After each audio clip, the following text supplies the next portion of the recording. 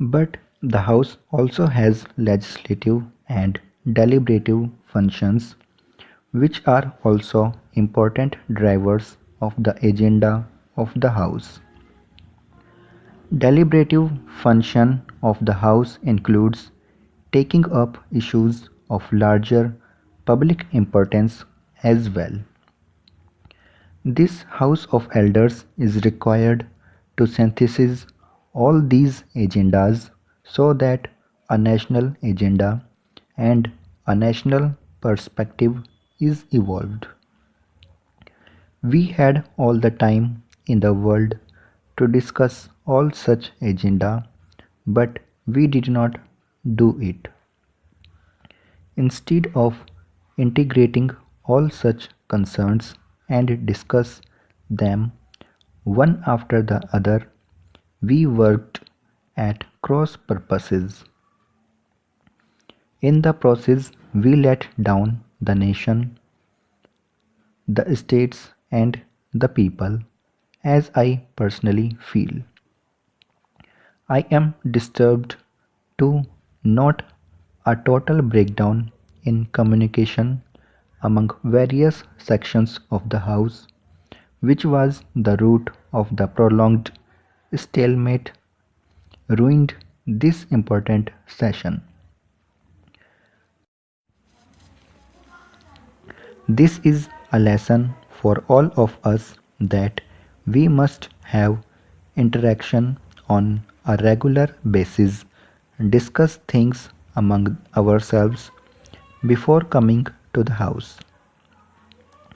This is not good for our parliamentary democracy, about which our country has come to acquire a place of pride. Our country had won the battle for self governance after a long freedom struggle. We are supposed to have matured after about 7 decades of our brave experiments with parliamentary democracy and self governance. But the functioning of our legislatures do not seem to be assuring enough. This House of Elders needs to lead by example in strengthening the parliamentary democracy and sustaining the trust and confidence of the people in it. This takes me to the days of intense debate in the Constituent Assembly over the need and justification for a second chamber. Please hear me carefully. There was a discussion in the Constituent Assembly over the need and justification of a second chamber, that is, the Council of States. The opinion was divided against and in favor of such a chamber before bicameralism was adopted and this House finally came into being in 1952.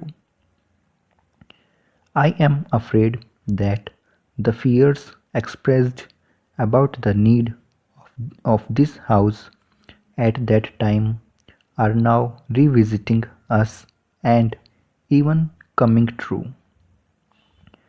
I hope it is not so. For the benefit of a large number of new members who took oath in the last couple of days, let me briefly recall what was said about this House then.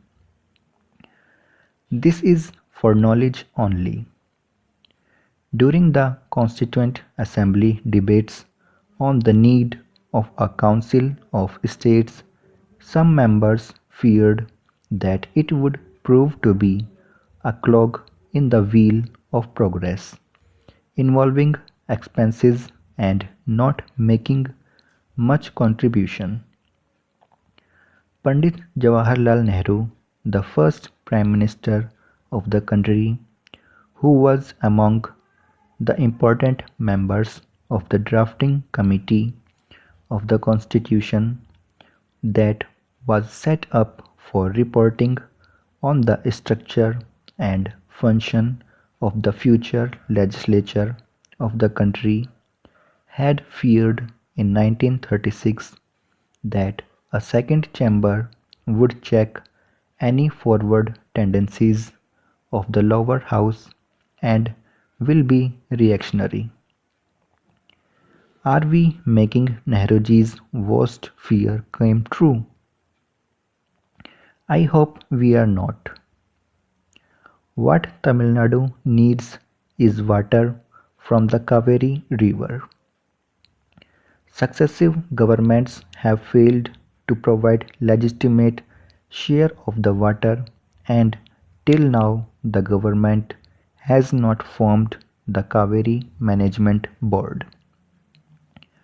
Even the Supreme Court had advised them to form the board, but they did not do so.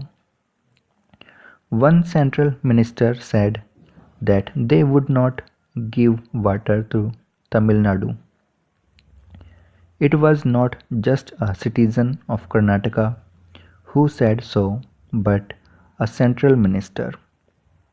Sir, 10 lakhs of acres in Tamil Nadu are in need of water. The water required to irrigate those 10 lakh acres is 15 TMC. Already, Karnataka was supposed to have given 80 TMC of water to Tamil Nadu. So, what is happening is that instead of economic necessity, political compulsions are deciding the fate of the Kaveri issues. Yesterday, the Honorable Prime Minister was speaking at a rally in Karnataka. He should have advised the people to give water to Tamil Nadu. They are our brethren. The Prime Minister's speeches are very popular. He could have advised the Karnataka people in this respect, but he did not do so. So there are political compulsions. Karnataka is due for polls shortly. So both the central government and the state government there say no water to Tamil Nadu.